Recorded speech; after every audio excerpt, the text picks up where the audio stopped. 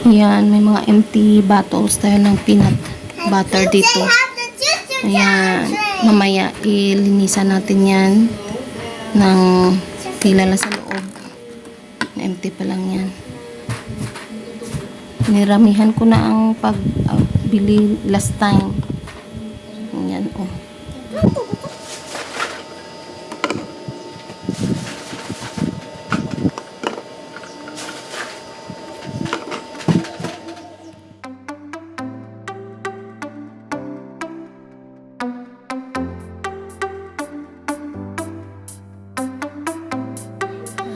Ito yung ating peanut butter na ipapak. Ipapak natin ang ating peanut butter. Ayan, oh. Nice na consistency. Ang ganda.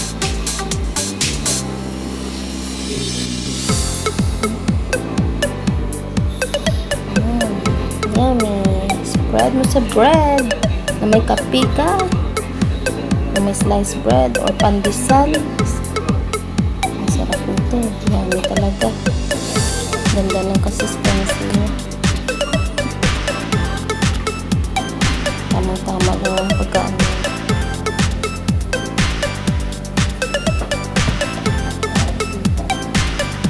Gamitin natin ang natin.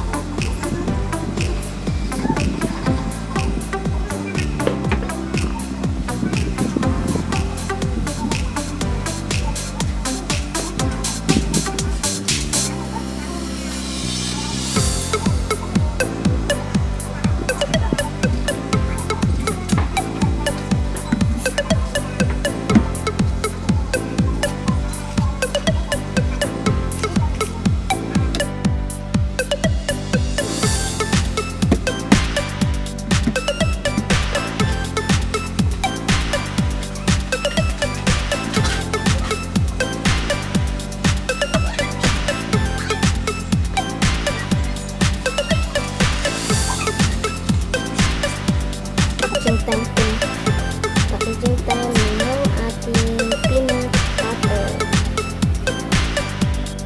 At ito na ang na-pack natin na peanut butter. Yung maliliit lang muna. 15 ang nagawa natin. 15 pieces na peanut butter ang nagawa natin, no? Bali, binibenta ko ito ng, kung wholesale, binibenta ko ito ng 55. Mura na talaga yan. Maliit lang ang kita natin, ginansya. Kasi mostly 60 eh. Peak season na dapat mas na siya, mahal. Nabenta na yan ng karamihan is 70 to 75. 60 start hanggang 75. Sa akin wholesale, binibigay ko na ito ng 55. Ayan. Ano natin yung takip. Takip pa lang natin. Ano, parang ipot siya. Pero masarap na kapag nagtitaste ako lang ito lang, liit lang. Yan, pinch lang. Tapos tikman. Ilang beses na rin kami nag-free taste nito. Ang sarap. Yummy talaga ang peanut butter. Malinamnan siya. Tapos tama-tama lang consistency niya. Ang pagkapino niya, tama-tama lang. Tapos yung niyan, sugar niya tama lang, yung tamis. First time una kong batch is matamis siya, pero masarap yun pag pinalaman mo sa tinapay. Ito tamang-tama lang, hindi masyadong matamis, hindi rin masyadong tama lang siya. Bali, 2 balde ito ng ganito. So, hindi naman siya puno. Yung isa, paubos na. Yung isa, mayroon pa eh. Meron pa dun. Dito rin nakaano. Kanina dito yun. Yung isa dito.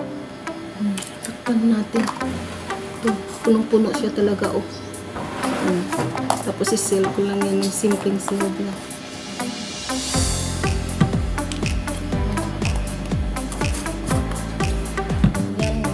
Yan pala ang ating nagawang peanut butter. Yan pala ang napak natin. 15 pieces pa lang siya. Yummy. Oh, yummy peanut butter. Yung anak ko, makailang ano na. Yung peanut butter niya kinakain. Yummy. Ayun, magsisilb na tayo ng ating peanut butter.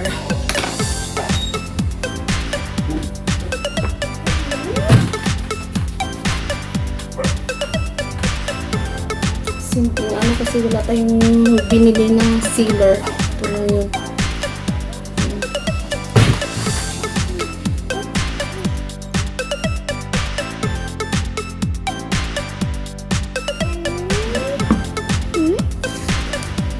Lahat ito is isi-seal natin.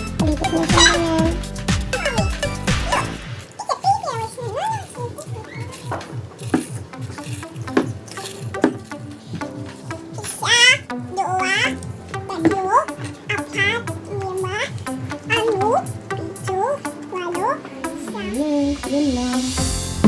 Simple seal lang yan. Mommy, it's not. Ito na yung second batch ng ating pagpapacking. Packing ng peanut butter. Ayan. Wala pang laman ng iba. Ito yung natapos ko na second batch. Ito yung first batch. Na-sealed na yan. After natin mag-pack, yan, sealed na. Diretso na tayo sa pagsiseal.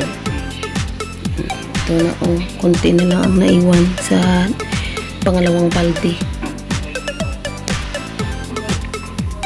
Yan, continue na natin mag-packing. Packing, sealing, and mag-deliver tayo mamaya. O, delivery na to yung natapos na natin. Yan.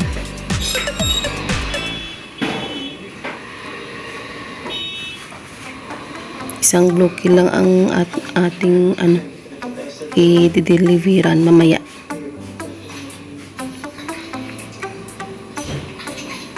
Punong-puno yan. Punong-puno. Isang maliit pa lang yan. Puro maliit to.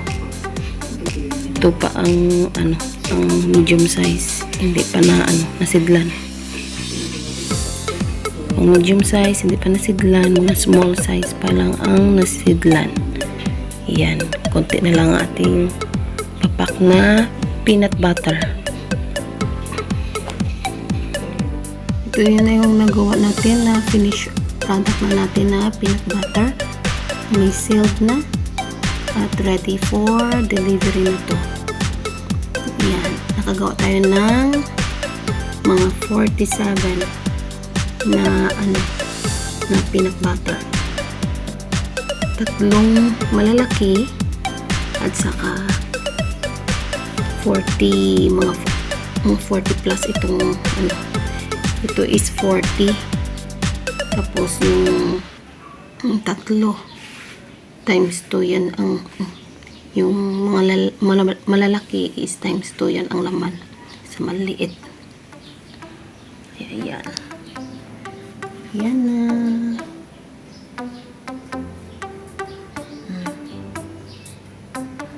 Brown na brown siya, no? Pero sa light lang yan. Tamang-tama lang yan ang kulay.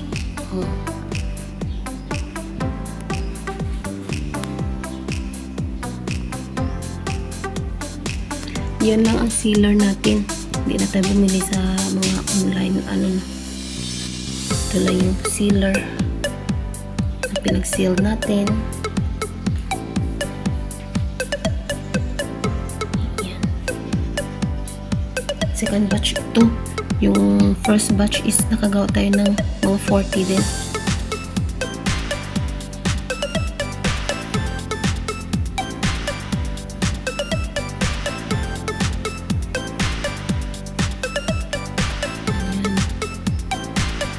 Yan ang ano, so yan is yung salted. Paubos na din yan. Ready na for delivery this time.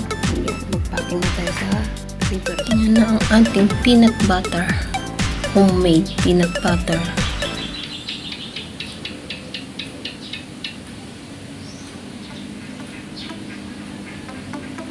Deliver na lang ito mamaya. Tupak na natin siya, no? Tupak na.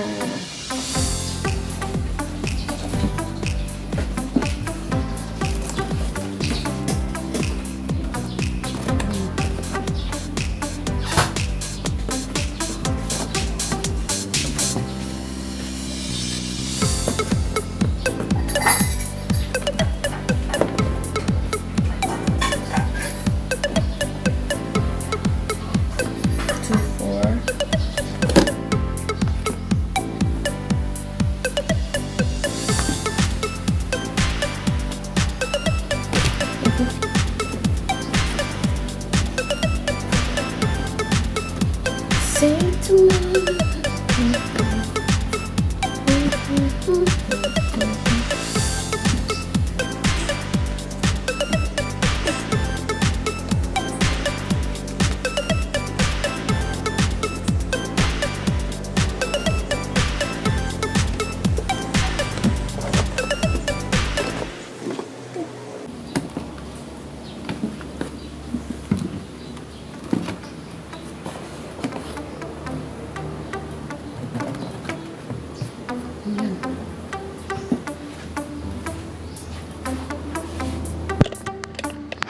Ayan na.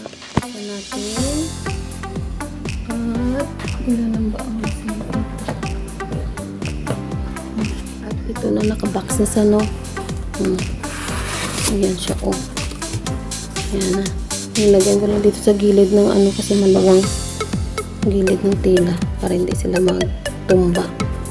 Ayan. 28 ito sa silid ng box at may sa plastic na 7. Bali mga 35 ang i-deliver ko. Ang maliit ito. Ayan siya.